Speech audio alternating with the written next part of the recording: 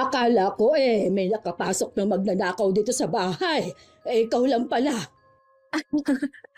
Pasensya na po, Nay, kung tinakot ko kayo.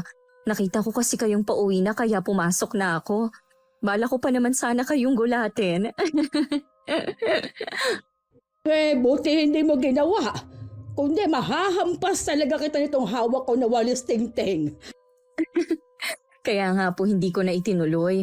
Dahil nakita ko na may hawak nga kayong walis. Ang sakit pa naman yan. Bakit nga pala napadalaw ka? Gusto ko lang po kayong kumustahin dito. Lagi naman akong dinadalaw ng mga anak mo. Ayos lang naman ako dito. Hindi ko po kasi maintindihan bakit ayaw niyo pang sumama sa amin sa bayan. Nagtsatsaga pa kayo sa bahay na ito. Bahay naman ito ng namayapa mong ama at dito lang ako titira. Kaya wag mo nang ipilit ang gusto mo. Kaya lang po ang problema yung mga kapitbahay natin. Ayoko lang kasi na mas lalo pang lumala ang alitan sa pagitan ng mga magkakamag-anak. Hindi naman tayo nakikisawsaw Tsaka ang tagal na ng pangyayaring yon. Dapat lang siguro nakalimutan na lang. Yun nga po ang sabi ko kay Ate Belinda. Dapat nga kako bilang nakakatanda sa aming magpipinsan, siya na lang ang magpatawad. Sinusulsulan din kasi siya ng iba pa ninyong pinsan. Pati kasi mga bata sa pamilya nagpaparinigan na rin sa social media. Sabi ko nga baka mamaya pati sila magkaroon na rin ng alitan. Ewan ko ba kasi sa iba nating kamag-anak, hindi na lang kalimutan ang nakaraan. Matagal na naman kasing tapos yon. Palagay ko po kasi sina Ate Belinda ang ayaw pang makalimot. Dahil tatay nga nila ang naagrabyado. Naiintindihan ko naman ang sentimiento nila. Pero kung tutuusin, may kasalanan din ang ama nila. Ang hirap nga pong paliwanagan ni Ate Belinda Ang taas din naman kasi ng pride ng babaeng yon. Ayaw tumanggap ng paliwanag. Sang-ayon po ako sa inyo. Yan ang dahilan kung bakit hindi pa rin magkaayos ang mga pamilya natin. Kahit gaano kataas ang lipad sa huli babagsak pa rin dahil sa sariling ugali. Mas mabuti pa rin na maging mapagkumbaba sa kapwa. At huwag pa irali ng taas ng pride dahil ayaw ibaba ang sarili sa paghingi ng tawad. Mapagpalang araw, Miss Gwen. Bago lang po ako sa inyong channel pero lahat ng kwento nyo nagustuhan ko po. Ang ilan pa nga sa mga yon nagpaluha sa akin habang nakikinig. Lalo kapag may kinalaman sa usaping pampamilya. Tawagin nyo na lang po ako sa palayaw na Terry.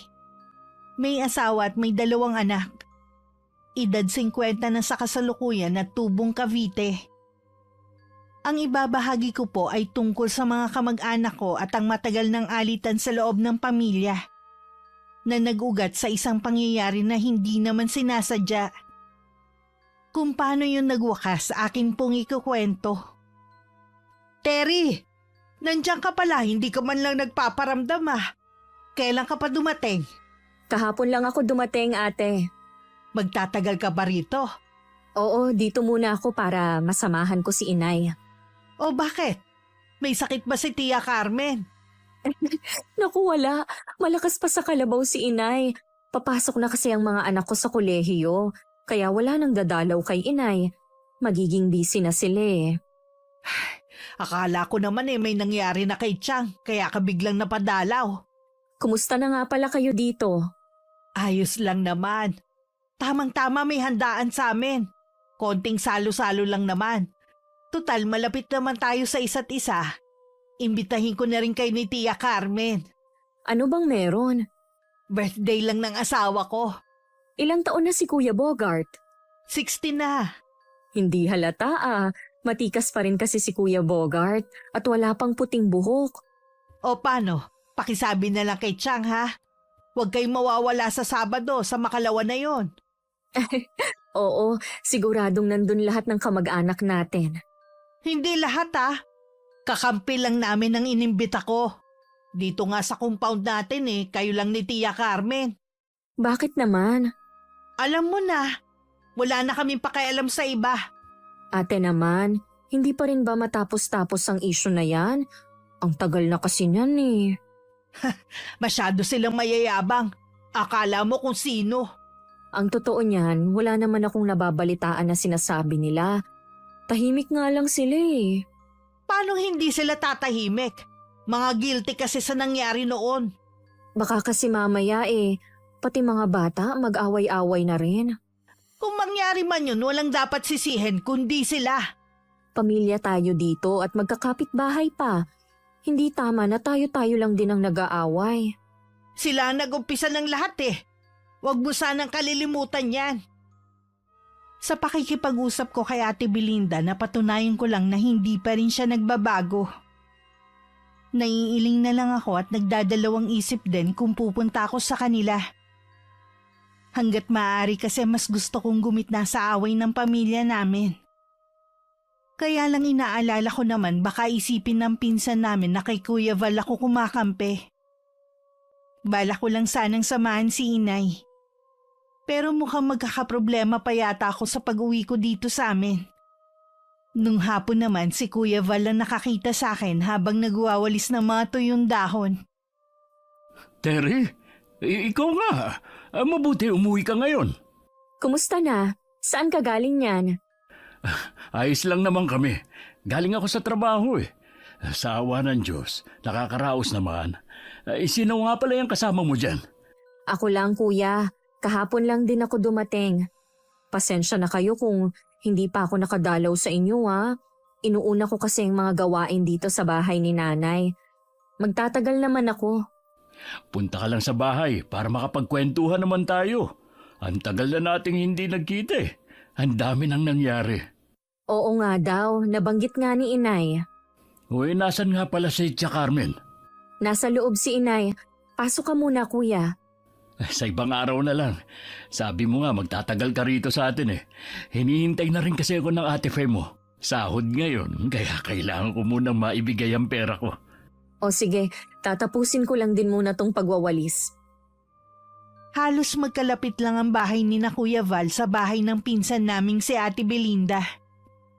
Yun nga lang mas kita na medyo nakakaangat sa pamumuhay sila ate. Nakatapos din kasi ang mga anak niya at isa na lang ang nag-aaral. Kumpara sa mga anak ni na Kuya Val.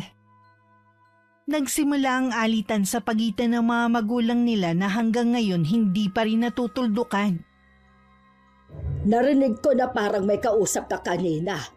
Si Kuya Val po ang kausap ko kanina. Niyayaya ko nga po na pumasok muna pero tumanggi siya. Saka na lang daw. Napakasipag ng pinsan mong yon. Silang dalawang mag-asawa. Kaya lang, hindi talaga swerte sa buhay. Hindi katulad ni Belinda. Si Ate Belinda naman po kasi nakapag-abroad noong araw ang asawa kaya nakapagpundar. Nag-iisip nga ako kung pupunta sa kanila sa Sabado. Matagal na akong hindi pumupunta tuwing may handaan sa kanila. Puro kasi sila kayabangan. Kaya himala na inimbita ka niya.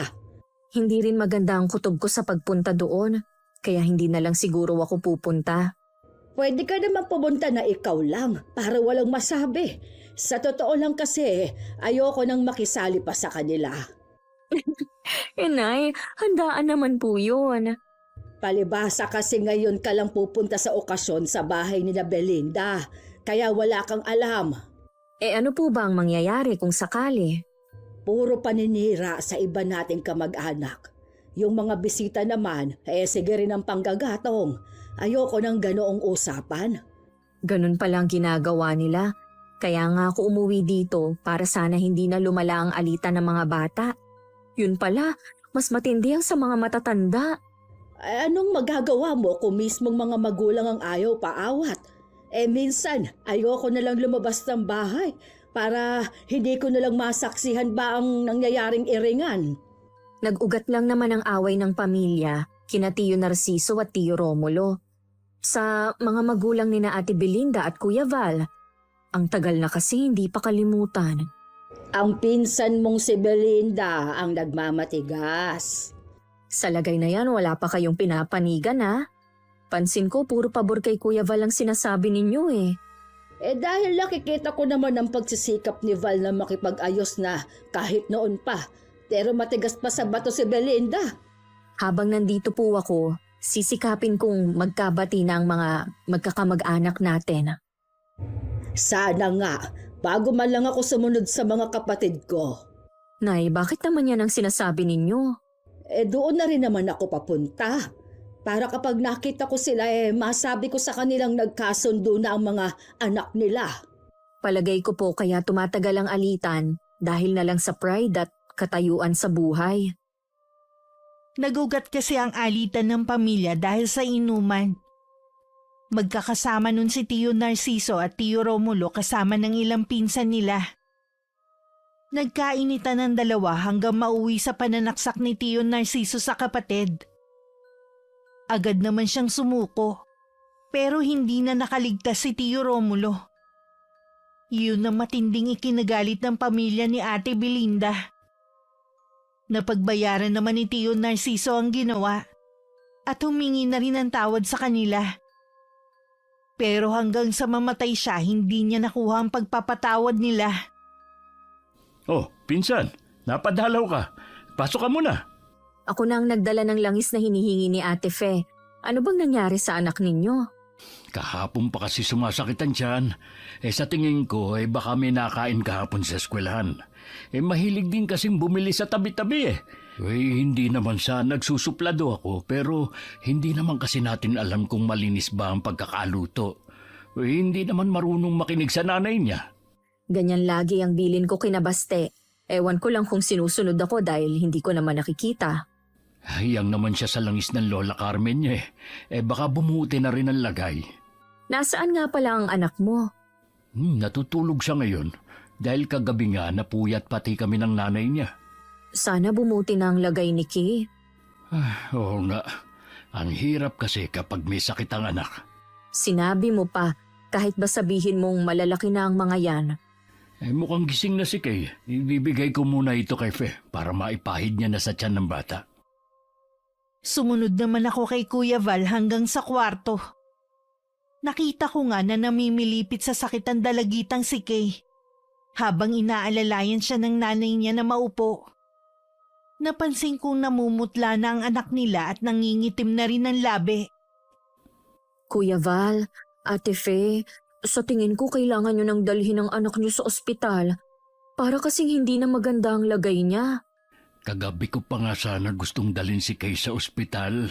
Kaya nga lang, nag-aalala si Fe sa gastusin. Baka naman daw kasi mawala rin. Naubos kasi ang ipon namin, pambayad kay Ate Belinda. May utang kayo kay Ate Belinda? Nasira kasi ng panganay naming anak na si Maki yung bike ng anak nila. Para matigil na lang siya, binayaran na lang namin. Napapahiya na kasi ang mga bata sa kakaputak niya May pera pa naman ako dito, ipapahiram ko na lang. Ang importante madala si Kay sa ospital. Salamat, Terry, ha? Hindi talaga namin alam kung kanino palalapit Ihanda nyo na lang ang kakailanganing gamit. Ako nang tatawag ng tricycle sa labasan. Hindi na ako sumama sa paghahatid sa ospital. Paglingon ko, nakatayo sa di kalayuan si Ate Belinda. Nakangiti pa siya na parang natutuwa sa nangyayari. Nang mapansing nakatingin ako sa kanya, bigla siyang tumalikod at naglakad palayo. Pag-uwi sinabi ko kay Inay ang nangyari kay Kay. Bumakas naman ang labis na pag-aalala rito. Hindi na talaga matapos-tapos ang pagsubok na dumarating sa kanila.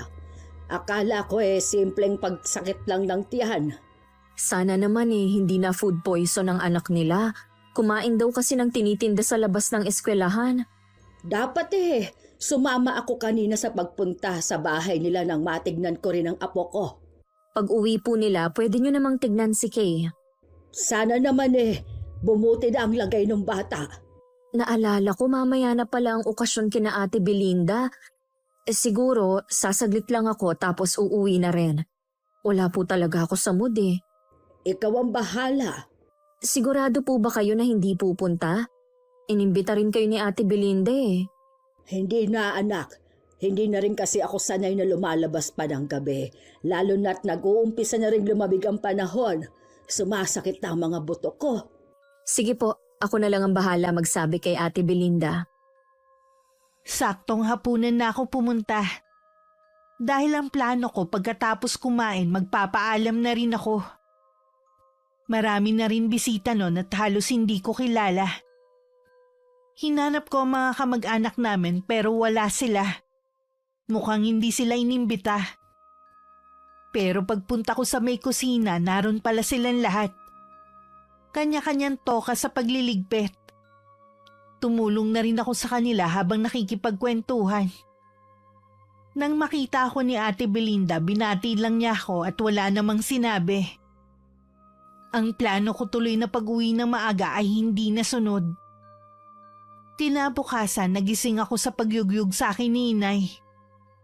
Iinat-inat pa akong bumangon. Bakit po, Nay? Galing kasi ako sa bahay ni Naval. Sabi ni AJ, nasa ospital pa daw ang mga magulang niya.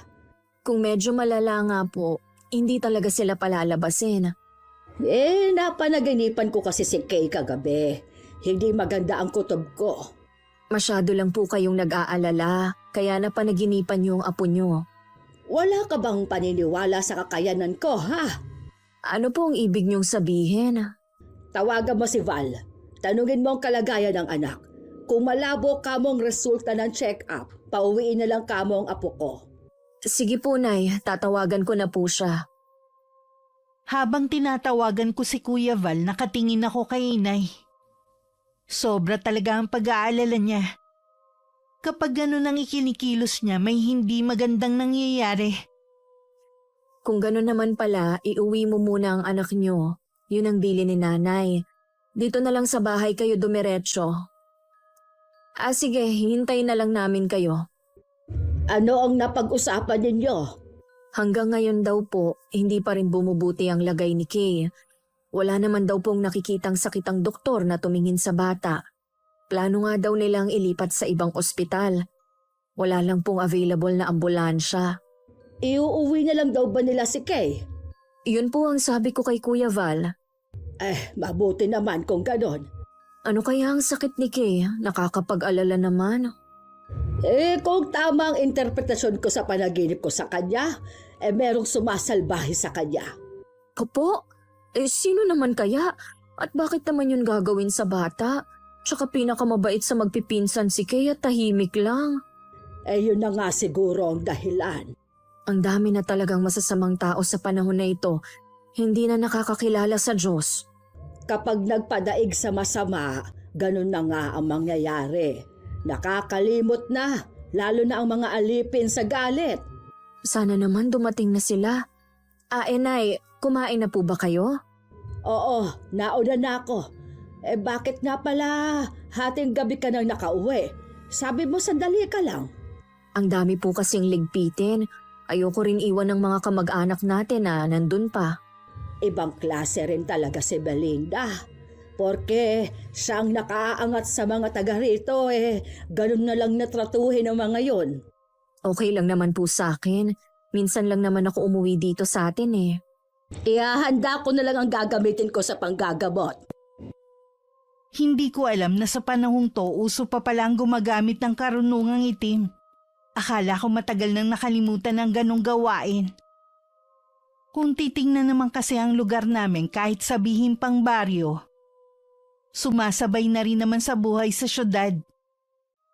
May isang oras din bago dumating sina Kuya Val at Ate Fe. Buhat ng pinsan ko ang walang malay nitong anak. Kaya daw sila natagalan dahil ayaw silang payagan ng doktor na lumabas. Pumirma na lang sila ng waiver para kung sakaling may masamang mangyari kay Kay, walang pananagutan ng ospital at mga doktor. Hindi kaya merong naiinggit sa anak niyo sa pinapasukang eskwelahan? Yun na nga rin ang iniisip ni Fe. Maganda at matalino kasi si Kay. Hindi rin siya palabarkada, kaya hindi malabong pag-initan siya.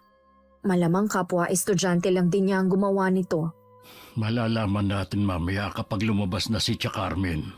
Huwag ka nang mag-alala. Ngayon alam na natin ang dahilan ng pagkakasakit ni Kay. Gagaling na siya. Kahit gumaling pa siya, hindi pa rin ako matatahimik. Kailangan ko malaman kung ano ang dahilan ng taong nasa likod nito. Naiintindihan kita. Bilang magulang, ganyan din ang mararamdaman ko at gagawin ko. Tuwing meron pa namang pinagdadaanan ng pamilya namin, natutuwa talaga si Ate Belinda at ang pamilya niya. Naisip ko lang ito Bakit hindi nyo nalang ibenta ang bahay at lupa nyo? Magpakalayo-layo na lang kayo dito. Dito na kami tumanda at nasanay sa lugar na ito. Hindi namin kailangang umalis dahil hindi naman kami nagsisimula ng gulo. Alam ko naman yon. Kaya lang sa inyo nag-umpisa ang alitan ng pamilya. Matagal nang pinagdusahan ni Papang ang krimen na hindi naman niya sinasadya. Hindi pa ba sapat yun? Ang problema nga, hindi pa rin matanggap ni Ate Belinda at ng mga kapatid niya ang nangyari. Tinatanong ko naman siya dati, naming magkakapatid, kung anong dapat naming gawin para tigilan na nila kami. Wala naman siyang sinasabi. Gusto lang talaga nila kaming nakikitang naghihirap sa paningin nila. Habang nandito ako, susubukan kong paliwanagan si Ate Belinda. Ay, salamat. Pasensya ka na kung naiipit ka sa nangyayari, ha? Sa inyong magkakapatid, bukod tanging ikaw lang ang walang kinakampihan. Ang mga kapatid mo, mas kampi kina Ate Belinda eh. Ang tanging gusto ko lang naman, magkaayos-ayos na tayong lahat. Yun din ang gusto ni Inay bago man lang siya pumanaw. Wala akong ibang hiling kundi sana humaba pa ang buhay ng nanay mo. Pakiramdam ko kasi, kapag nawala siya, mas lalong lalaki ang alitan sa pamilyang to. Siya na lang kasi ang natitira sa magkakapatid at laging tagapamagitan kapag may away na nangyayari. Dahil nga dyan, kaya siguro gusto ng mamahinga ni Inay. Kaya nga napauwi din ako dito dahil sa mga sumbong ng mga anak ko. Lagi daw malungkot ang lola nila kapag nakakabalita na may nagsagutan na naman sa pamilya natin. Pati kasi mga pamangkin natin, nakikisawsaw na rin sa usapin. Umaabot na ang parinigan sa Facebook baka naman kumalat pa ang baho ng pamilya natin yan. Lagi ko naman pinagsasabihan ng anak ko na hanggat maaari, huwag nang patulan ang naririnig nila. Ang problema kasi, ang mga anak ni Ate Belinda, manang-mana sa nanay nila. Talaga palang si Ate Belinda ang punot dulo ng lahat. Siya ang ayaw pang tumigil. Ilang sandali pa lumabas na rin si Inay at naiwan pa rin si Ate Fe.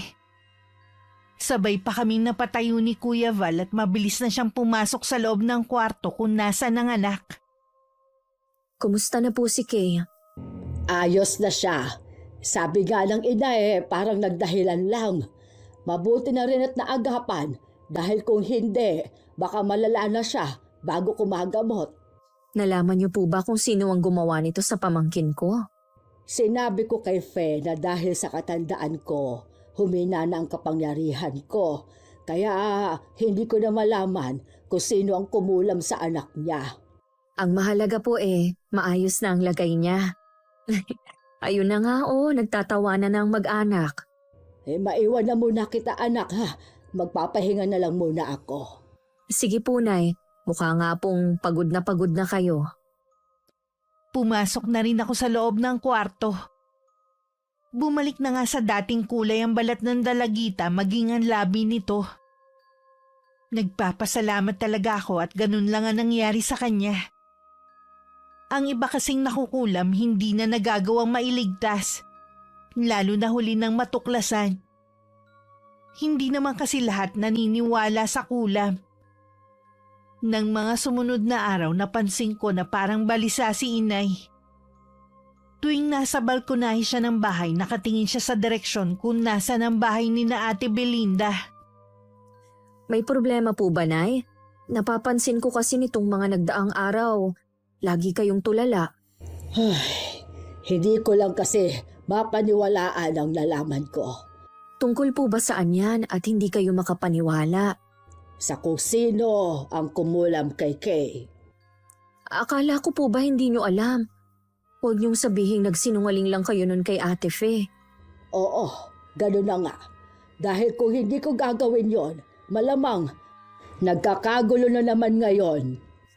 Ibig niyo po bang sabihin kamag-anak natin ang may kagagawa nun kay Kay? Oo, ang anak ni Belinda na si Juvie ang nasa likod nito. Sinusubukan ko nga siyang kausapin pero umiiwas. Halatang takot na takot. Halos magkasing edad lang sila. Paano niyo nagawa ang bagay na yun? Grabe na talagang mga kabataan ngayon. Alam kaya yun ni Ate Belinda? Hindi ko alam, pero walang dapat sisihin kundi siya. Dahil hindi siya naging mabuting halimbawa sa mga anak niya. Kilala niyo po bang mangkukulam na nilapitan ni Juvie? Oo, kilala ko ang nanay niya at minsan ko na rin itinuring na kaaway at sa huli naging kaibigan. Sa kanya pala, ipinamana ng ina ang kaalaman sa itim na mahika.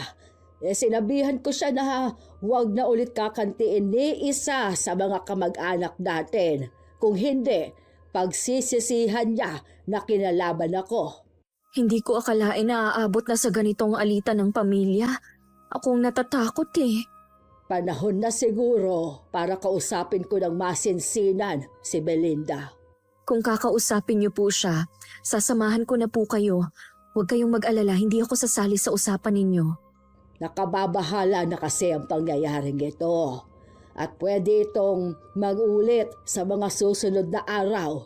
Kawawang iba na hindi lumalaban. Mabuti pa po, dito na lang kayo mag-usap para walang makarinig. Ayoko na rin itong patagalin. Susunduin ko na po siya ngayon. Bago pa makasagot si inay, mabilis na akong tumalikod at naglakad palayo. Nakasalubong ko pa ang iba kong pinsan na bumati naman sa akin. Kasalukuyan naman nasa labas ng bahay nila si Ate Belinda. Sinabi ko agad ang sadya ko. Nagtataka man, sumama naman siya sa bahay. Sumilip pa sa may pinto si Juvie pero mabilis din namang umalis. Gusto niyo raw po ako makausap, Tia Carmen.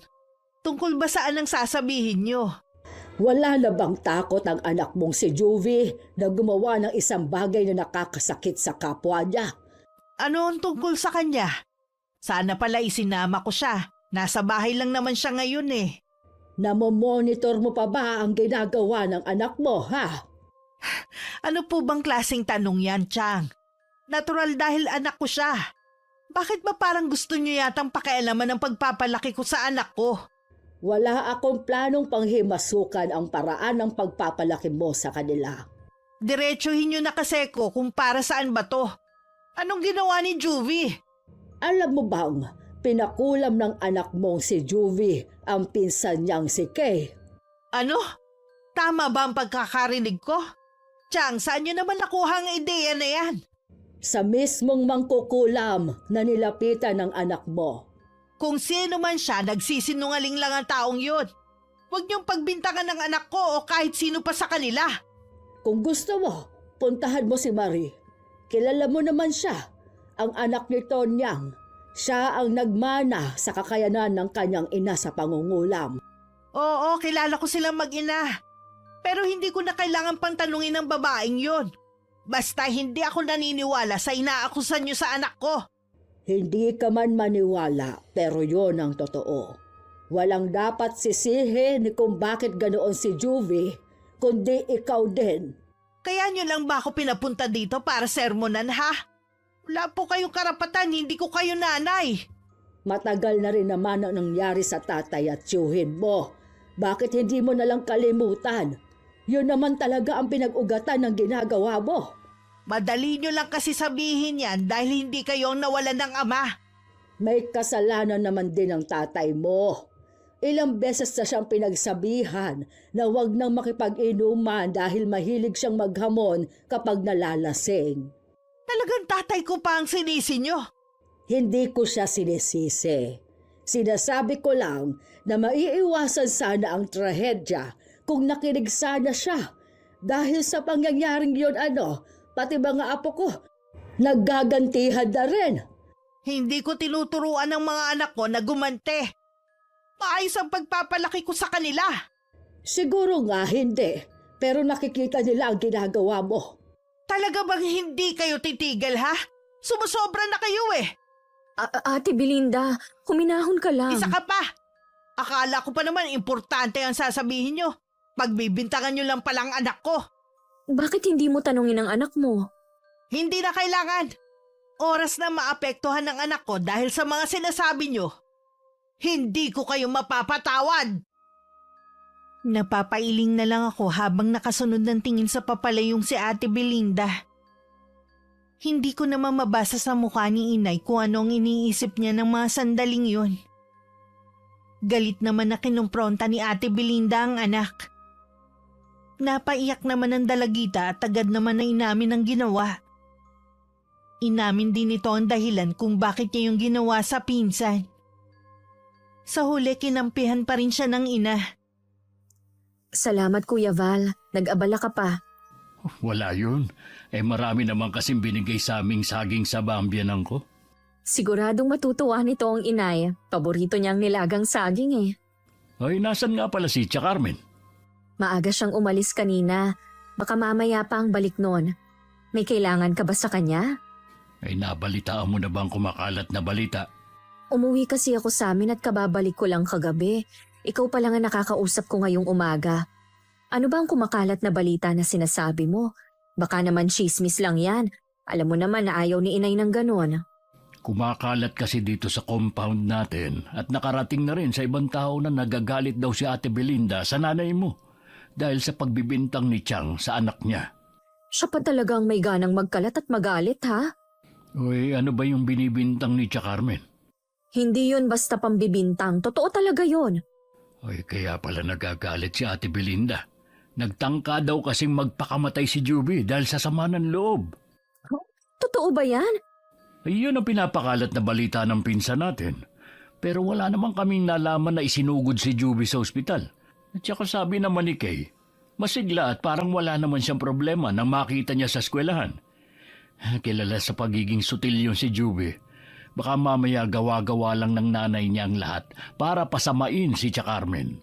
Hindi niya pwedeng gawin yun kay inay. Wala na ba talaga siyang respeto? Palibasa nga, hindi ka na nakatira dito sa atin. Kaya hindi mo nakikita ang ginagawa ng pinsan natin sa mga taga rito. Tingin ko ginagamit na lang niya ang nangyari noon para magawa niya ang gusto. Hindi uubra sa akin yan. Kaya nga pilit ko kayong pinagkakasundo eh. Ay, gusto ko naman sana, kaya lang matigas si Ate Belinda. Siguro dahil may pera sila. Kakausapin ko siya. Hindi ko gusto na idadamay niya si inay na wala namang masamang ginagawa. Kapag kinausap mo ang pinsan natin, lalo lang siyang gagawa ng eksena. Papakita na naman sa iba na siya ang biktima at ang pamilya niya. Ano? Wala na lang akong gagawin? Huwag niya akong igaya sa iba nating kamag-anak na mas piniling manahimik. Perwisyo ng ginagawa niya. Sa atin talagang magpipinsan, ikaw ang pinakamatapang. Kapag alam mong nasa tama ka, pinaglalaban mo talaga. Kung ano man ang plano mo, nandito lang ako para suportahan ka. Pagkatapos naming mag-usap ni Kuya Val, pinuntahan ko muna si Ate Belinda. Makailang beses muna akong kumatok bago niya ako pinagbuksan. Hindi niya ako pinapasok at sa labas lang kami nag-usap. Ano bang kailangan mo? May ginagawa kasi ko eh. Anong ipinagkakalat mo tungkol kay inay, ha? Ayun ba? Totoo naman, di ba? Kung ano-anong ibinibintang nyo kay Juvie. Ayun tuloy, muntik nang magpakamatay ang anak ko. Gusto kong makausap si Juvie. Wala siya rito. Nasa kamag-anak siya ng ama niya at nagbabakasyon para makalimot. Noon, hindi ako naniniwala sa mga naririnig ko sa mga kamag-anak natin tungkol sa'yo. Pero ngayon, mukhang totoo naman ang sinasabi nila. Imbis na pag-ayusin mong mga taga rito, lalo mo pa silang pinag-aaway. Huwag mo sanang kalilimutan na pamilya ko ang agrabyado dahil sa nangyari noon. Matagal na namang tapos yan. Patay na nga lahat ng sangkot eh. Ultimo mga testigo nung gabing yon. Nagbayad na rin naman si Tio Narciso sa kasalanan na hindi naman talaga niya sinasadya. Bakit ba hindi mo nalang kalimutan? Palibhasa kasi kampi ka sa kabila. Kaya madali para sa'yo na sabihin yan. Wala akong kinakampihan. Hanggat maaari, gusto kong magkaayos na tayong lahat. Malabo na yung sinasabi mo. Lalo na sa ginawa niyong mag-ina. Dahil nagmamatigas ka, tingin mo sa sarili mo ang taas mo na dahil mas higit kang nakalalamang sa mga taga rito. Talaga naman eh.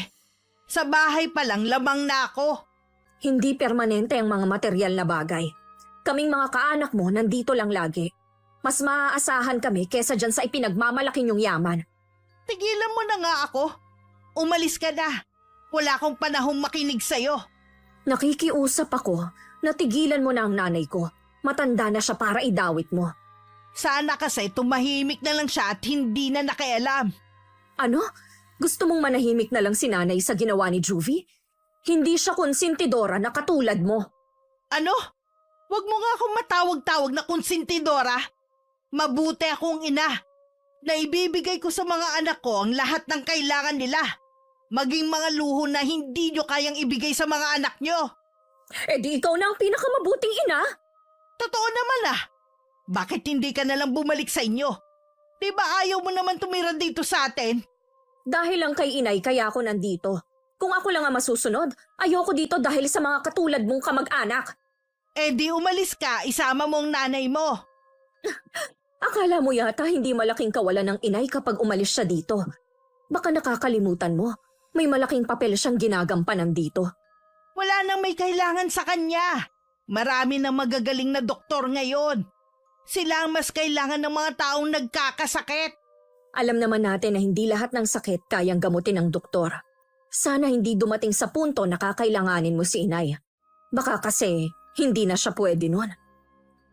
Hindi ko akalaing aabot kami sa matinding pagtatalo ni Ate Belinda. Wala naman ako naramdamang pagsisisi sa puso ko dahil sa ginawa ko. Alam ko naman kasi na tama lang ang ginawa ko. Hindi ako pwedeng manahimik lang kung sangkot na si inay sa ginagawa niya. Inaasahan ko rin naman na lalaki pa ang gulo sa pagitan namin. Ang mga anak mo ba ang kausap mo? Opo, Nay. Nagsusumbong po si Baste na nagpaparinig si Juvie sa Facebook. Sino naman ang pinaparinggan ni Juvie? Ang mga anak ko po.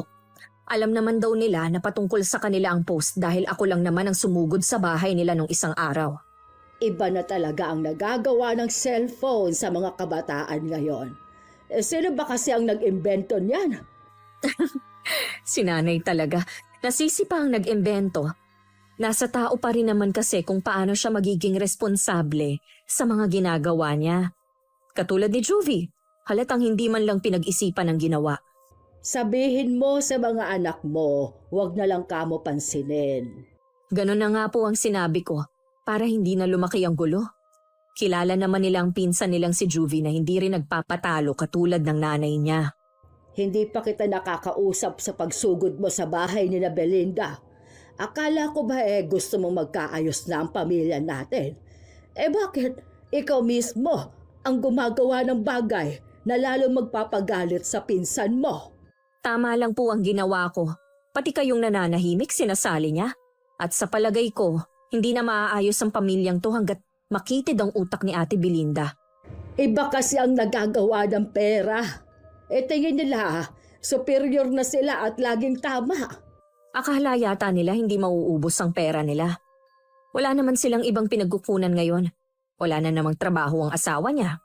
Balang araw, maiisip din niya na mas mahalaga pa rin ang pamilya kaysa sa anumang material na bagay. Kapag nangyari yon, wala na tayong pakialam sa kanya. Nasasabi mo lang yan dahil galit ka. Alam ko naman na maawain ka. Napuno na rin po ako. Tsaka alam ko po na hindi rin titigil si Ate Belinda sa ginagawa niya. Lagi naman akong nakahanda. Mukhang hindi na yata matutupad ang pangarap ko na magkasundo ang pamilya natin. Nalulungkot din ako pero si Ate Belinda kasi ang problema. Sabi nga ng ibang pinsan namin mahilig pa siyang mag-recruit ng mga kakampi sa kanya. Nang mga sumunod na araw, napansin kong hindi na rin ako pinapansin ng iba naming kamag-anak na dati nakakausap ko. Meron na akong ideya kung bakit. Pinagkibit-balikat ko na lang ang bagay na yun.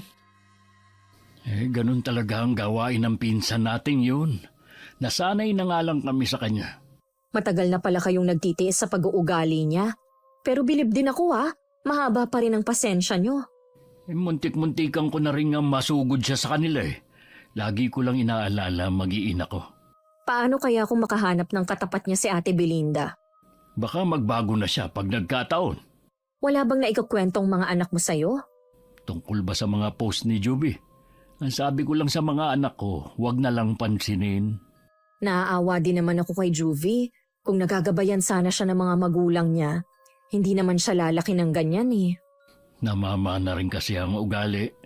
Nakuha niya ang pagiging suplado ng ama at pagiging palaban naman ng nanay niya. Na kahit wala na sa tamang katwiran pinaglalaban pa rin. Tama nga si Inay. Ginagamit na lang ni Ate Belinda ang nakaraan para makapanlamang sa atin. Para lagi siyang makakuha ng simpatsya. Lagi na lang kasi niyang isinasangkalan ang nangyari sa mga magulang niya. Alam naman ng Diyos na pinagsisihan na ni Papa ang nagawa niya. Alam naman ng lahat kung gaano kabait ang papang mo kumpara kay Tio Romulo. Oo nga.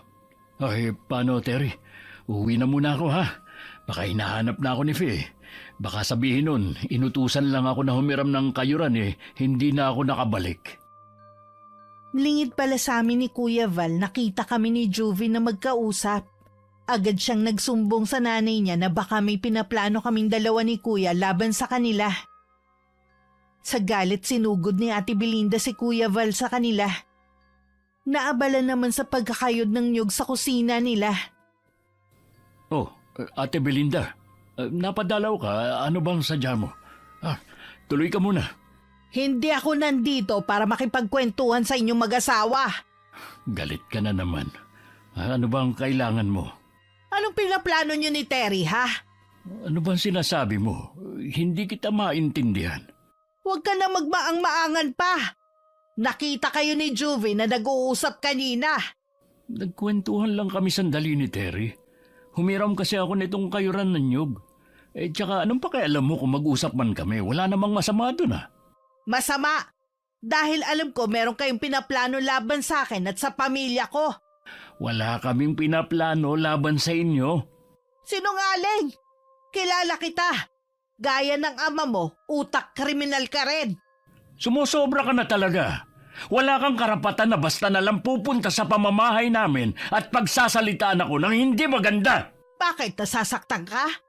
Totoo naman kasi. Binabalaan kita, Val. Baka matulad ka sa tatay mo. Hindi mangyayari sa akin ang nangyari kay tatay dahil wala naman akong ginagawang masama at wala rin akong pinaplano. Itinatanggi mo pa may nakakita nga sa inyo.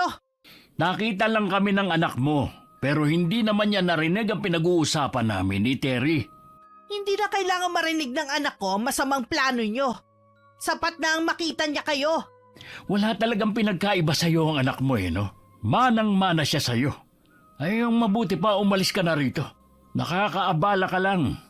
Akala mo naman gustong-gusto kong tumagal sa bahay nyo. Yun lang naman ang gusto kong sabihin sa'yo. Napakayabang talaga dahil may pera lang sila. May mga GC din na magpipinsan kung sino lang ang magkakasundo. Kabilang na doon ang dalawa kong anak. Dahil sa pagpapaiwas ko sa kanila kay Juvie, nabanggit ko sa kanila ang ginawa nito kay Kay. Dahil sa lumalalang away ng pamilya, sinabi ng anak kong si Baste sa mga pinsan ng bagay na yun. Bilang babala sa kanila. Dahil nga mga bata pa, sa pag-aakalang kailangan din nila yun sabihin sa mga magulang nila, ipinaalam nila ang bagay na yun. Hindi nagtagal kumalat ang balitang yun hanggang makarating na rin kay Kuya Val. Hindi tuloy ako makapagsalita habang kaharap niya kami ni Nanay. Ang pananahimik niyo magpapatunay na totoo nga ang balita. Hindi lang yun gawa-gawa. Bakit niyo kailangang ilihim? Ayoko na kasing lumaki pa ang gulo. Kinausap ko na rin si Belinda sa ginawa ng anak niya. Malamang pinagtakpan pa niya at ipinagtanggol ang anak niya. Normal lang na ipagtanggol ang anak niya. Pero hindi normal sa isang dalagitang katulad niya na ipakulam ang anak ko. Wala namang ginagawa sa kanya si Kea. Sa tingin ko kasi kuya, naiimpluwensyahan lang siya ng nanay niya. Alam kong nakakagalit pero intindihin mo pa rin ang bata. Hindi niya alam ang ginagawa niya.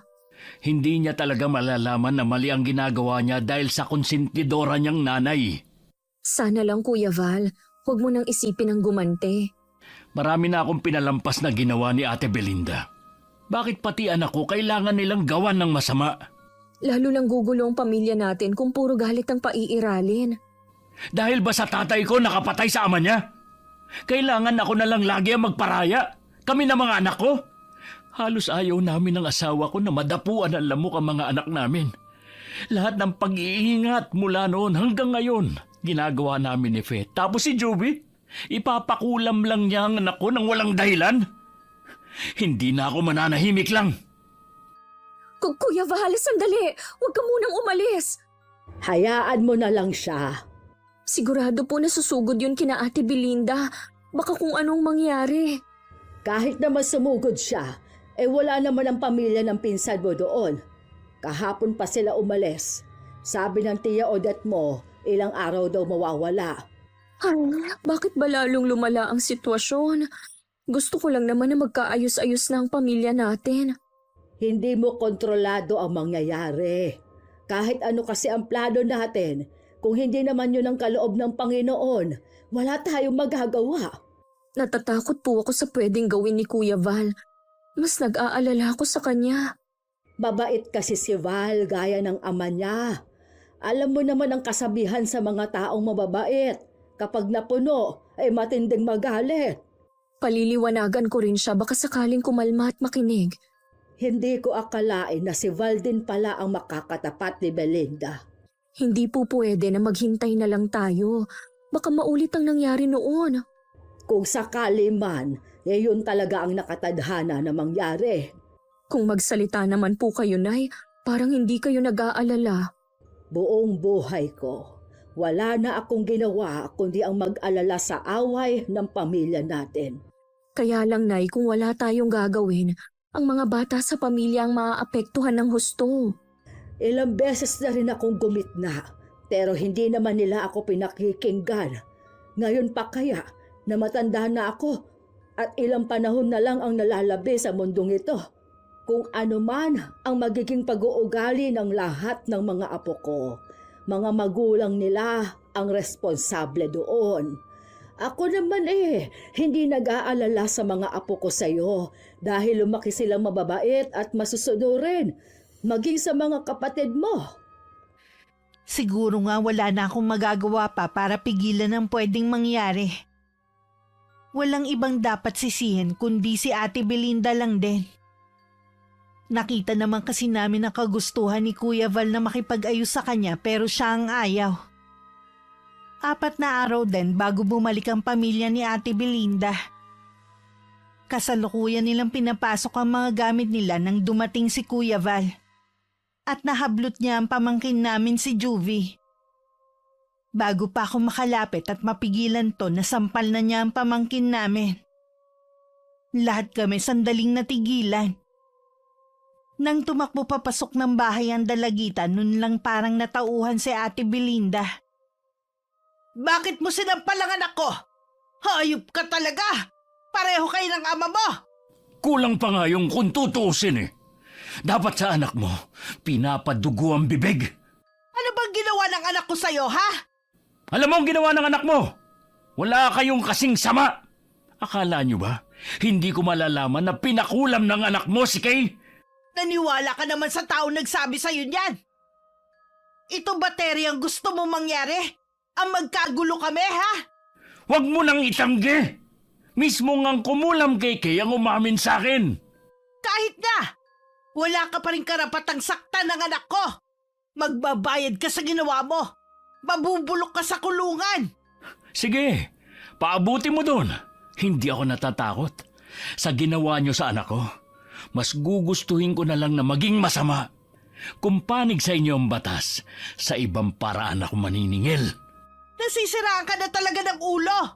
Tama na! Pag-usapan na lang natin to sa maayos na paraan. Hindi na maaayos to. Sinagad na ng babaeng to ang bait ko. Gusto pala niya ng ganong laban Sige, ibibigay ko. Humanda ka kapag dumating ang asawa ko.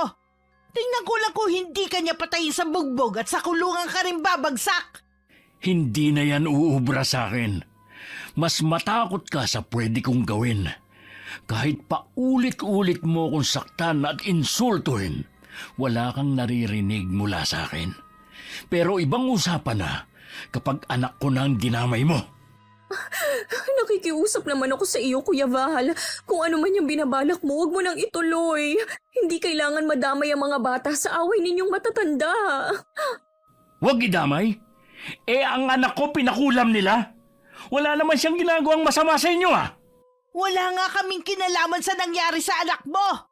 Sinungaling ka talaga. Tignan ko lang kung makapasok pa yung anak mo sa eskwelahan. Anong ginawa mo? Sumagot ka kung anong ginawa mo. Alamin mo na lang. Kapag may ginawa ka na ikakasira ng anak ko, hindi kita mapapatawad. May bago ba? Noon pa naman, hindi mo na pinatatawad ang pamilya ko. Kaya wala na akong pakialam. Kahit hanggang kamatayan, hindi mo ako mapatawad. Hindi ba kayo marunong mahiya? Hindi lang kamag-anak natin ang nakikiusyoso, pati na rin ang ibang tao. Imbis na walang nakakaalam, kayo na rin mismo ang nagpapakalat ng baho ninyo. Walang dapat sisihin kundi ang lalaking to. Lagi naman ako o ibang taong sinisisi mo eh. Kailan naman kaya darating ang panahon na sisihin mo rin ang sarili mo? Wala akong ginagawang masama. Kaya hindi mangyayari na sisisihin ko ang sarili ko. Tignan natin. Hoy Val! Saan ka pupunta? Hindi pa ako tapos sa iyong hayop ka! Hayaan mo na lang siya, ate. Puntahan mo na lang si Juvie. Mas kailangan ka ng anak mo kaysa unahin mo ang pakikipag-away. Noon lang siguro naalala ni Ate Belinda ang anak kaya dali-dali niya akong iniwan at pumasok sa loob ng bahay. Maririnig naman ang mga bulungan sa paligid. Hati sila sa opinyon. May biglang kumampi kay Kuya Val at meron namang kampi pa rin kay Ate Belinda. Umalis na rin ako para kausapin si Kuya Val. Naiintindihan ko naman ang nararamdaman niya. Pero hindi ako sang-ayon sa pananampal niya sa pamangkin namin. Nasaan ang asawa mo at mga anak? Huwag mo na silang hanapin dahil wala na sila rito. Ay, kuya, bakit mo naman ginawa yun kay Juvie? Dapat lang yun sa kanya. Makasakaling matauhan siya sa ginawa niya. Paano yan? Sigurado nasasampahan ka ng kaso ni Ate Belinda. Minor de edad ang bata. Hindi tama na sinaktan mo siya kahit ano pang galit mo. Tapos na naman. Nagawa ko na. Hindi mo man lang inisip ang pamilya mo. Paano kapag nakulong ka? Paano ang pag-aaral ng 3? Pamilya ko lagi ang prioridad ko. Alam mo yan, Terry. Masyado ka kasing nagpadalos-dalos. Kilala natin si Ate Belinda. Hindi yun papayag na hindi siya makakaganti sa'yo. Alam ko naman yun eh. Pinaghandaan ko na naman ang lahat. Kung meron kaming maitutulong ni nanay, magsabi ka lang. Alam ko naman na maaasahan ko kayo ni Tia Carmen. Pero ayokong pati kayong madamay pa sa ginawa ko. Pamilya tayo. Sino pa bang magdadamayan kundi tayo-tayo lang din? Salamat, pinsan. Hayaan mo. Kapag nangailangan ako ng tulong, ikaw ang una kong lalapitan. Wala akong kamalay-malay na yun na pala ang huling sandali na makakausap ko si Kuya Val. May plano na pala silang magpakalayo-layo ng pamilya niya para magawa ang balak na paghihiganti sa pinsan namin. Samantala, hindi naman nag-aksaya ng oras si Ate Belinda. Kasama ang anak at asawa, pumunta sila sa presinto para maghain ng reklamo laban kay Kuya Val. Nakarating din kasi sa kanila ang kumakalat na paninira laban kay Juvie. Siya daw ang nagpakulam sa pinsan dahil sa matinding inggit. Nasaan si Val? Sabihin niyo na kung saan siya nagtatago. Ha? Wala siya dito. Bakit hindi mo siya puntahan sa kanila? Wala nga siya doon. Lahat sila ng pamilya niya naglahong parang bula. Alam kong alam mo kung nasan sila. Kaya magtapat ka na kung ayaw mo madamay. Hindi ko alam kung nasaan sila. Sa'yo ko nga lang nalaman na umalis sila eh. Lahat ng mga kapatid niya pinuntahan ko na. Wala rin silang alam kung saan nagpunta si Val at ang pamilya niya. Malapit kayo sa isa't isa kaya alam ko may nalalaman ka. Sinabi ko na nga sa'yo na wala akong alam. Matigas ka ah. Sige, ihanda mo yung sarili mo. Ipapakulong din kita. Ano naman ang ikakaso mo sa akin, Aber? Ano pa ba? Eh di ang pakikipagsabwata mo sa kriminal na yon. Kriminal agad? Wala pa namang napapatay yung tao para tawagin mo ng ganyan. Sa ginawa niya sa anak ko, masahol pa siya sa ama niya. Sinira niya ang buhay ni Juvie. Hindi tuloy siya makapasok sa eskwelahan. Sana naman lawakan mo yung pag-iisip mo. Nagawa lang yun ni Kuya Val dahil sa matinding galit, dahil sa ginawa ng anak mo. Sino ba namang magulang ang hindi magwawala kapag nalaman na ipinakulam ang anak niya? Hindi nga ginawa ni Juvie yun! Ikaw nga hindi mo matanggap na ginawa yun ng anak mo dahil masakit. Di lalo na si Kuya Val na tunay na biktima ang anak niya. Tama na nga ang usapan natin. Lumalayo na tayo sa totoo kong pakay sa inyo eh. Hindi ako naniniwalang wala kayong alam sa pagtakas ni Val. Wala nga sabi eh. Bahala ka na rin kung anong gusto mong gawin. Tingin mo naman sa sarili mo laging ikaw ang tama. Mabuti pa umalis ka na at huwag nang babalik. Sa inasal mong yan, hindi mo na rin ako iginalang bilang tiyahin. Paano kita igagalang kung wala ka namang pinagkatandaan? Sumusobra ka na ha. Nanay kong pinagsasalitaan mo. Wala ka talagang modo. O bakit? Totoo naman, di ba? Walang silbi ang nanay mo. Itong tatandaan mo, Ate Belinda. Oras na kailanganin mo ang tulong ni inay, ako mismong hahadlang para makalapit ka sa kanya. Kahit kailan, hindi ako hihingi ng tulong sa nanay mo. Eh di umalis ka na! Bitiwan mo nga ako. Aalis ako. Hindi mo ko kailangang ipagtulakan. Ni ang dumaan sa harap ng bahay namin, wag na wag mo nang gagawin. Kapal talaga. Saan kaya nagpunta si Val at ang buong pamilya niya? Hindi ko rin po alam eh. Nagulat nga rin ako sa nalaman ko. Wala man lang siyang pahiwatig sa balak niya nung huli kaming nag-usap. Tama lang siguro ang ginawa niya. Ni isa sa mga pamilya niya kasi ay hindi sasantuhin ni Belinda. Bakit kaya may mga taong sila na nga ang nakasakit? Sila pa rin ang galit at may gana pang gumanti. Lumipas ang mga araw at linggo na wala namang pulis na dumadating sa bahay. Sabi ng pinsan ko, hindi naman daw tinuloy ni Ate Belinda ang pagsasampa ng reklamo. Hindi na rin daw lumalabas ang pamangkin naming si Juvie dahil sa kahihiyan. Kay nanay ko nga lang nalaman na malubha na palang sakit ng asawa ni Ate Belinda. Ilang araw na raw tong naglalagi sa ospital. Yun po siguro ang dahilan kung bakit hindi na nagsampa ng kaso si Ate Belinda. Mahati pa nga naman ang oras niya sa pag-iintindi sa kaso at pag-aasikaso sa ospital sa asawa. Marahil nga. Sabi pa, mukhang hindi na raw magtatagal ang buhay nito dahil tinatanggihan na ng katawan ng gamot. Bakit ang bilis naman yata? Okay pa naman siya nung birthday niya eh. Ganon talaga ang buhay. Siguro, inabuso rin niya ang katawan noon kaya naniningil na. Kaya lagi kong bilin sa asawa ko, tigilan na ang sobrang pag-inom. Hindi rin ka ako maganda sa katawan. Meron pa akong sasabihin sa'yo. Hindi ko alam kung gaano katotoo. Alam mo naman ang mga chismis dito sa atin. Lagi nang may dagdag bawas. Ano po ba yun? Wala na daw pera ang Ate Belinda mo. Nangihingi na daw kasi ng tulong sa iba nating kaanak. Eto na nga ba ang sinasabi ko? Ang bilis talaga ng karma. Siguro karma na nga. Sa dami kasi ng ginawa niyang masama eh. Sa palagay ko po, kahit bumalik ngayon sina Kuya Val, hindi na rin sila guguluhin ni Ate Belinda. Hindi nga natin alam kung nasaan sila ngayon. Kung maayos ba ang lagay nila? Sana iparating ng mga kapatid niya ang nangyayari dito para makabalik na sila sa bahay nila. Isang linggo pagkatapos namin mapag-usapan ni Inay ang tungkol sa asawa ni Ate Belinda, pumanaw na raw yun sa ospital. Sa bahay nila ibuburo lang labi ng lalaki. Hindi pa rin ako makapaniwala sa nalaman ko. Unang gabi pumunta kami para makilamay. Hindi naman kami nagtagal ni Inay. Dahil bawal na sa kanya magpuyat. Babalik na lang ako bukas, kahit hindi tayo pinapansin ni Ate Belinda at ng mga anak niya. Huwag ka nang bumalik. Tapos na ang pagpunta natin kanina. Sige po, sa bagay nga, halos wala ngang kapitbahay ang pumunta. Ganoon talaga kapag hindi ka naging mabuti sa kapwa mo.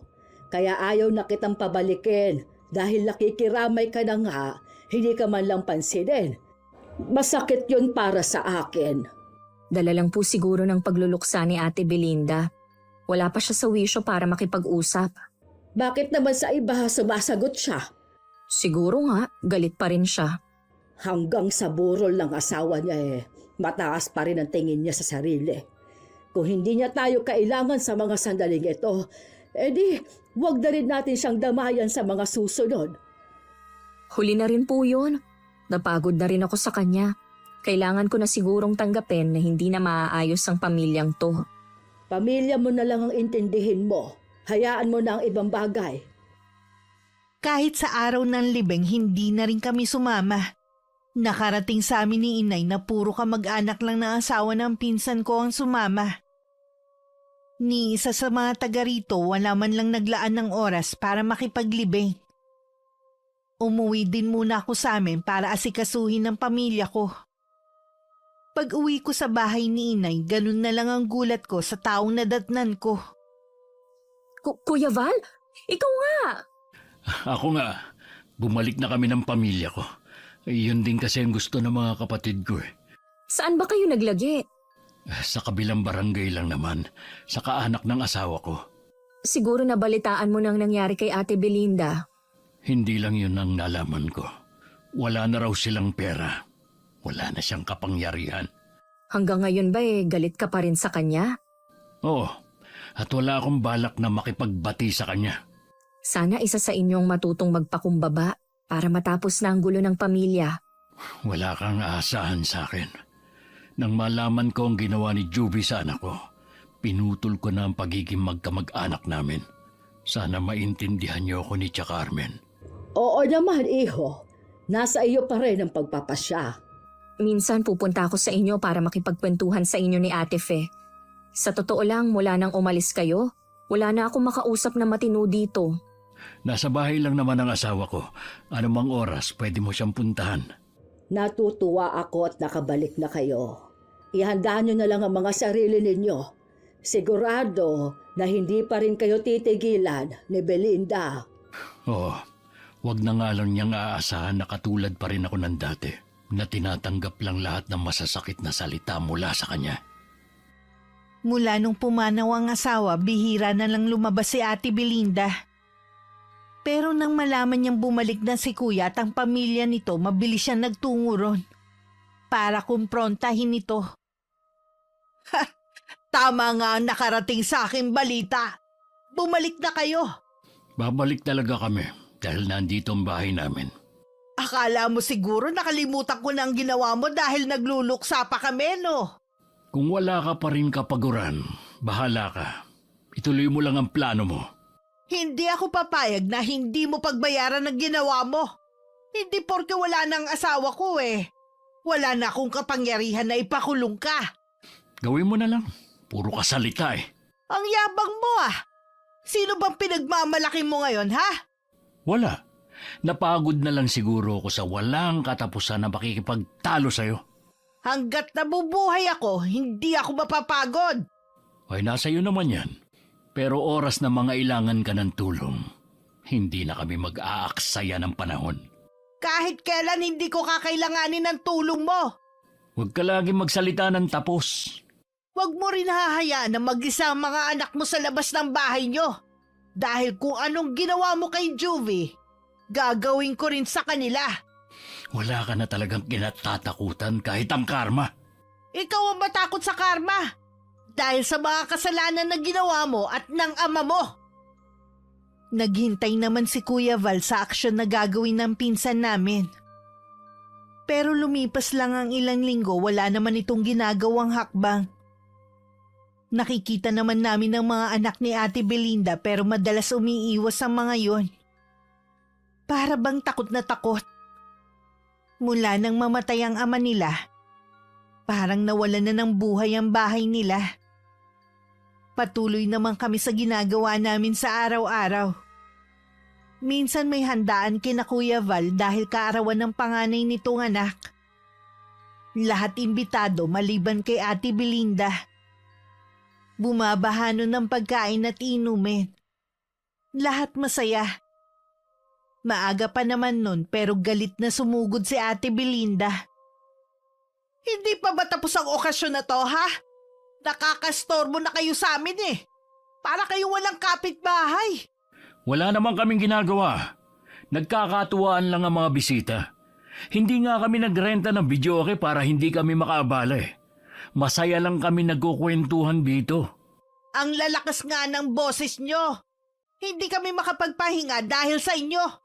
Kapag kayong may okasyon at maingay, wala kayong naririnig na reklamo sa amin. Ngayon lang naman ako naghanda. Hindi ba pwede na bigayan tayo? Eh bakit naman kita pagbibigyan ha? Sa laki ng atraso mo sa pamilya ko, wala kang karapatang magsaya pati ang pamilya mo. Naririnig ka ng mga bisita. Huwag mo naman sanang pakita ang sama ng ugali mo. Ha, ako pa pala ang masama ha? Alam naman nila kung anong ginawa ng tatay mo. Kaya alam nila kung sino ang masama sa atin. Ate Belinda, pakiusap naman. Umuwi ka na. Nakakahiya sa mga bisita.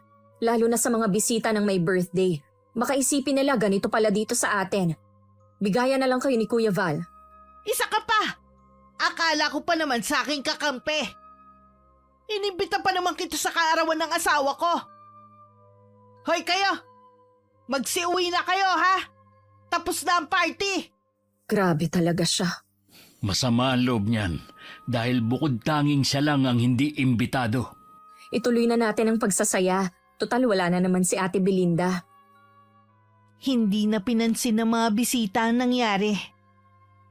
Tuloy lang sila sa pagkain at masayang kwentuhan. Samantalang nagingit-ngit naman ang kalooban ni Ate Belinda habang nakasilip sa bintana. Hindi siya makapaniwalang parang bumaliktad na ang mga pangyayari. Alam niya kasing hindi na nila mararanasan ng ganong handaan. Hirap na rin kasi sila kung saan kukuha ng pagkain. Mula kasi nung mamatay ang asawa niya, lumabas na rin ang tunay na kulay ng mga bayaw at hipag niya. Ramdam niyang hindi na sila itinuturing na kapamilya. Anong gagawin ko? Kanino na lang kami lalapit? Kahit mga kapatid ko wala rin naman. Dahil sa ginawa kong pagdadamot sa kanila nung meron ako. Ang hirap palang mag-isa. Kahit ako tuluyan na rin napuno kay Ate Belinda. Kaya kahit nakikita ko siya o mga anak niya, iniiwasan ko na rin. Nawalan na ako ng amor. Nag-focus na lang ako sa pamilya ko at sa maliit kong negosyo online. Hindi rin ako umaalis sa tabi ni Inay ngayon dahil nangihina na siya. Wala naman siyang iniindang sakit. Basta nangihina lang daw siya. Siguro dahil na rin sa katandaan, kung ano-ano na ang nararamdaman. Ayos na po ba kayo, Nay? Nakalabas na kayo ng balkonahe eh. Naiinip ba kasi ako sa kwarto? Kung ano-ano rin kasi ang pumapasok sa isip ko kapag mag-isa lang ako. Ano naman po ang iniisip ninyo?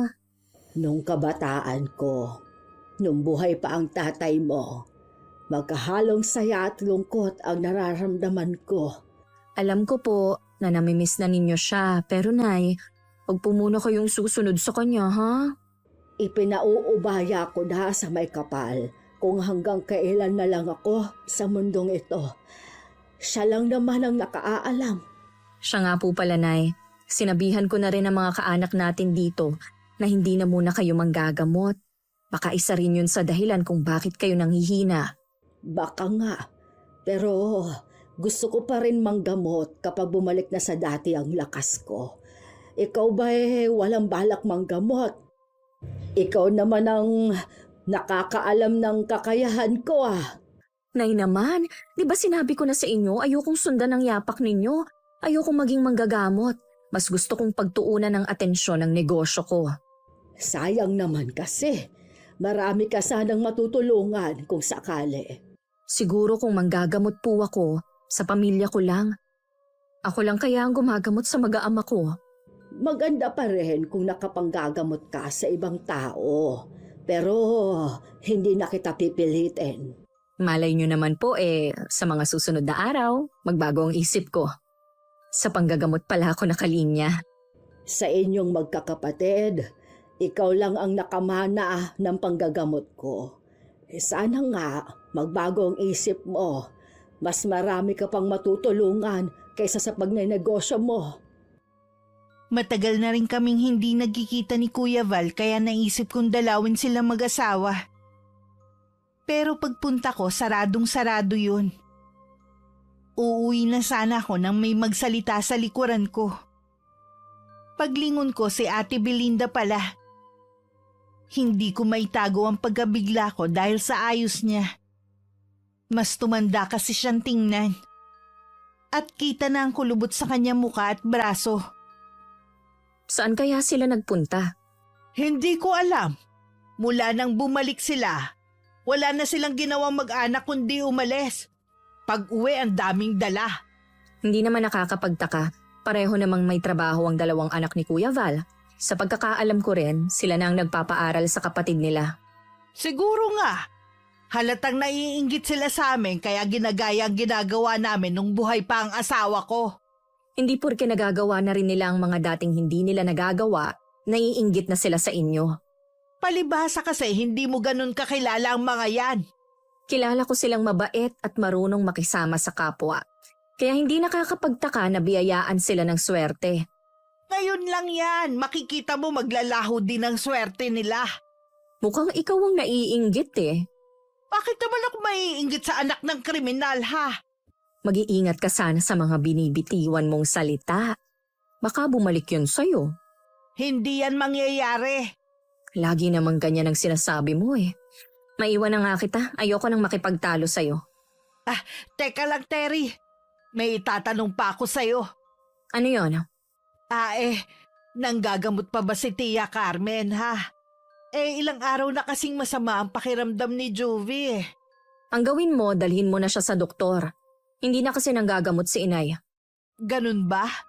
Kasi kung hindi na dadala sa gamot, baka may impeksyon ng anak mo. Baka kailangan ng reseta ng doktor. Wala kasi siyang iniinom na gamot eh. Ha? Walang iniinom na gamot? Huwag mong sabihin wala kang pambili ng gamot ng anak mo. Uuwi na ako. Baka hinahanap na ako ng anak ko eh. Mukhang naghihirap na nga silang mag-iina. Bago ko umuwi, nagtanong-tanong muna ako sa mga kamag-anak namin. Doon ko nakumpirma na ultimo pagkain nila sa araw-araw inuutang na lang ni Ate Belinda. Yun nga lang, imbis na magpakumbaba, mataas pa rin daw to. At sinusumbat sa kanila yung mga panahong iniimbita sila tuwing may okasyon sa bahay nila. Nakausap mo ba sila mag-asawa? Wala po sila kanina eh. May pinuntahan silang mag-anak. Bakit natagalan kang bumalik? Nakausap ko po kasi si Ate Belinda. Tapos nagtanong na rin ako sa iba nating kamag-anak. Ano naman ang nalaman mo? Ayun, ultimo pala pang saing nila sa araw-araw eh. Hirap ang mag-iina. May sakit pa ngayon si Juvie. Wala sigurong pampacheck up. Bakit hindi sila humingi ng tulong sa pamilya ng asawa niya? Hindi ko po masasagot yan. Sa ugali kasi ng asawa niya nung nabubuhay pa, baka ganun din ang pamilya.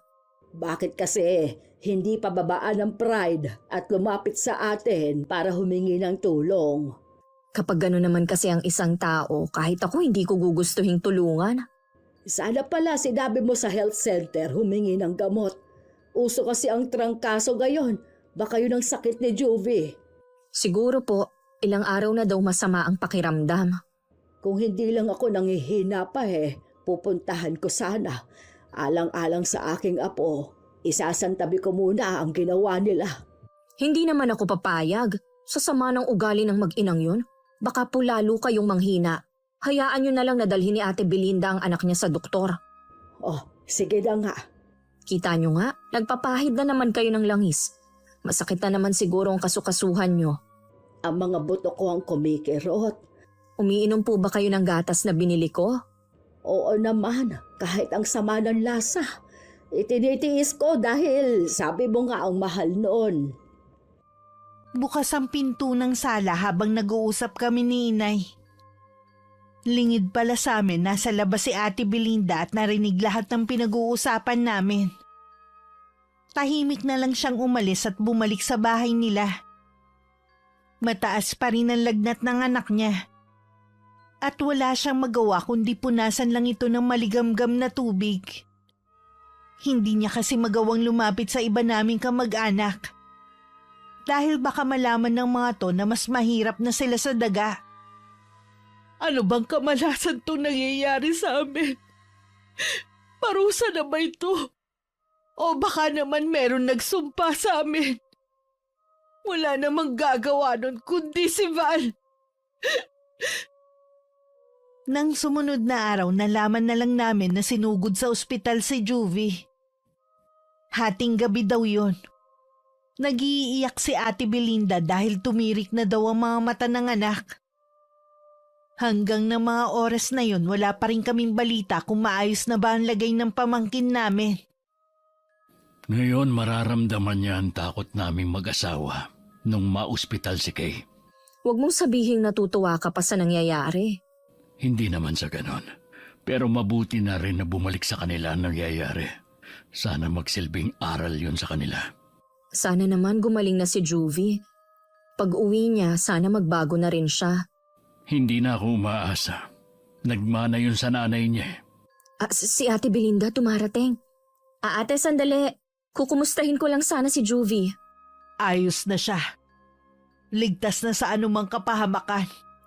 Ano nga pala yung nasa balat mo? Parang mga paso. Nung nagkita tayo, wala naman yan ah. Hindi ko alam eh. Basta na lang tutumubo sa balat ko. Sobrang kate at mahapdi. Hindi nga ako pinapatulog eh. Nandun ka na rin lang sa ospital. Hindi ka pa nagpa-check up. Ginawa ko na yan pero nakakapagtaka na hindi nila nakikita. Parang ako lang ang nakakakita at saka ikaw. Ha? Hindi kita maintindihan. Hindi pangkaraniwan ang sakit ko sa balat. Nasisiguro ko na meron nagbigay sa akin nito. Parang kulam? Ganun na nga. Gusto siguro akong parusahan ng gumawa nito sa akin. Baka naman hindi. Subukan mo na magpatingin sa ibang doktor. Hindi na kailangan. Sigurado naman ako na may kumukulam sa akin eh. O sige, kailangan ko pa kasing bumalik ng ospital eh. May kukunin lang ako sa bahay na gamit. Sige te. Kahit nasa ganun na siyang kalagayan, hindi pa rin ako makaramdam ng awa. Magtapat ka nga Kuya Val. Ikaw ba ang nagpakulam kay Ate Belinda? Ginantihan mo rin siya? Hindi ko alam ang sinasabi mo. Bakit hindi ka makatingin ng diretsyo sa akin? Isa lang ang masasabi ko. Kung ano man ang pinagdadaanan niya, bumalik lang sa kanya ang mga ginawa niya. Para mo na rin inamin na ikaw nga ang nagpakulam sa kanya. Ang mabuti pa, uuwi na rin ako. Huwag kang umiwas, Kuya Val! Tuloy-tuloy lang na umalis si Kuya Val at hindi na pinansin ang pagtawag ko sa kanya. Napapahagod naman ako sa batok. Pakiramdam ko kasi biglang nangapal yun. Paglingon ko, nakatayo pala si nanay sa may bintana. Hindi ko rin mabasa kung ano ang iniisip niya. Ganun yata kapag manggagamot. Kayang itago ang emosyon para hindi malaman ng iba. Nakita ko nga si Belinda. May kumukulam nga sa kanya. Si Kuya Val po ba? Oo, wala nang iba. Masyado na siyang nabulag ng kanyang galit. Ano po ang gagawin natin? Naalala ko tuloy ang mga binitiwan kong salita noon. Kaya nga hindi tama na nagsasalita tayo ng tapos. Hindi nyo naman po siya magagamot dahil sa kalagayan nyo. Ang tanging makapagpapagaling sa kanya ay ang magpakumbaba siya at humingi ng tawad kay Val. Sa taas ng pride ni Ate Belinda, hindi ko alam kung gagawin nga niya yun. Kung hindi siya naaawa sa sarili niya, sana sa mga anak na lang niya. Susubukan ko po siyang kausapin. Ikaw din, alisin mo ang galit niya sa puso mo. Ang itago mo riyan ay kabutihan para pagdating ng araw, maluwag kang makakatulong sa kapwa mo. Nang malaman kong nakauwi na ang mag-ina, dumalaw ako sa kanila. Kung dati si Juvie ang nakaratay, ngayon si Ate Belinda naman ang nakahiga sa kama. Madilim sa kwarto. Dahil ayaw daw nito ng liwanag sa labas. Mahapdi daw sa mga mata. Sinabi ko naman ang pakay ko pero nagmamatigas siya. Hindi ko na tuloy napigilan na mapabulala sa galit. Wala ka ba talagang pakialam sa mga anak mo? Wala kang pagmamahal o malasakit man lang sa kanila, ha? Paano kapag nawala ka? Hindi mo man lang ba naisip na pwede silang maging pulubi sa lansangan? Gusto mo ba yon, ha? Hindi ko to sinasabi para takutin ka. Ito talaga ang mangyayari sa kanila. Maliligaw sila ng landas. Walang magulang na gugustuhin yun mangyari sa kanilang mga anak.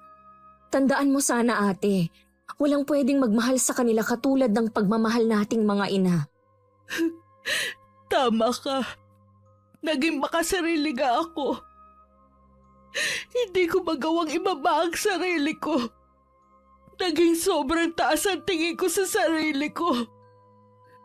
Akala ko lahat ng tao luluhod at susunod sa mga ipinapagawa ko. Nagkamali ako. Hindi pa naman huli ang lahat. Pwede ka pang magbago, alang-alang sa mga anak mo. Gawin mo para sa kanila. Tulungan mo ko. Pupuntahan ko si Val. Kung kinakailangan luluhod ako sa harapan niya. Ang laki ng kasalanan ko sa kanya. Sa kanilang lahat. Hindi na kailangan. Nandito na ako. Val, mapapatawad mo ba ako? Kanina, kinausap din ako ng asawa ko. Nalinawan ako sa mga sinabi niya sa akin.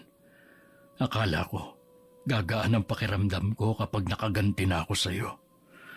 Pero lalo lang bumigat ang dibdib ko. Parang may nakadagan na malaking bato. Hindi ako makahinga. Hindi naman kasi likas na masama, Kuya Val. Kaya ganun ang epekto sa'yo. Patawarin mo ko, Ate Belinda. Nagpadala ako sa galit ko sa inyong mag-ina. Hindi na ako nakapag-isip ng tama.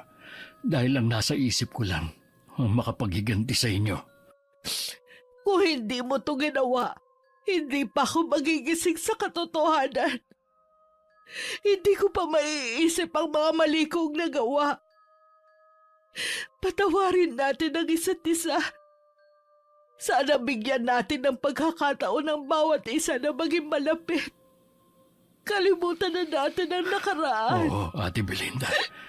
Wala naman yun sa akin eh. Salamat.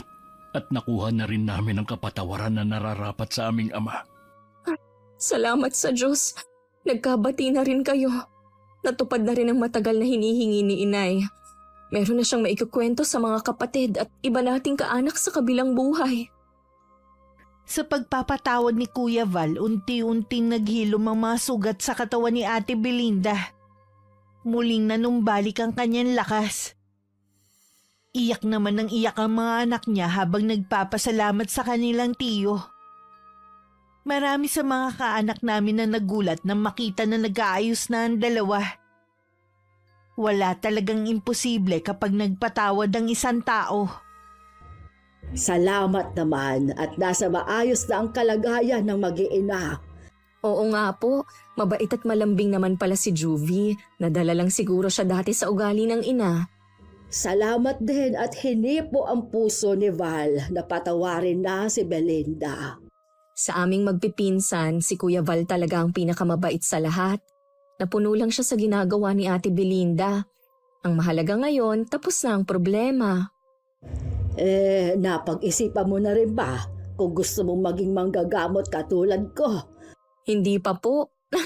Ayoko pong agawin ang trono nyo. Bumalik na rin naman po ang lakas ninyo. Pwede na ulit kayong manggamot.